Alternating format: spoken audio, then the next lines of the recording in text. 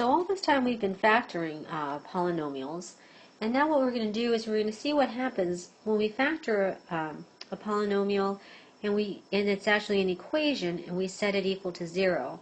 So this allows us to find, what we're doing is we're finding different values of y that make this equation true. So the nice thing about once you get it into all these factors, you can use this property of zero products, meaning that anything multiplied by 0 is going to give you a 0. So let's think about what we have here. We have a bunch of things that we're multiplying together. We have this 5y, and then we're multiplying it by this entire binomial here in the parentheses, y plus 2, and we're also multiplying that by y equals 8. So if any one of these equals a 0, if this equals a 0, and if this equals a 0, then the entire equation equals a 0. So we can find different values of y that's going to make it true. So in the first case, let me go back to my red.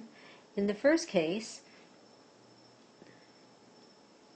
we simply say, well, let's set my 5y equal to 0. If that's true, I divide both sides by 5. This is what we've been doing. And 0 divided by 5 simply means y equals 5. So that's one case. Actually, maybe I should use red for that. So in this case, y equals 5. In our second case,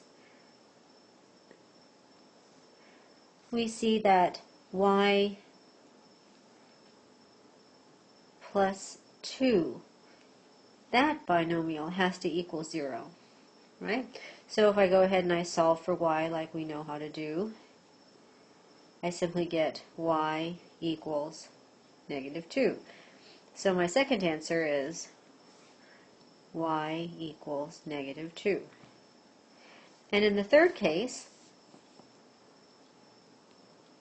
I'm going to set y minus 8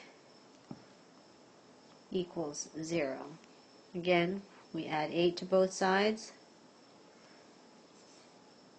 so I simply get y equals +8. Right, so my answers are that y can equal 5, -2, or +8. And anytime y equals one of these numbers, the whole thing goes to 0.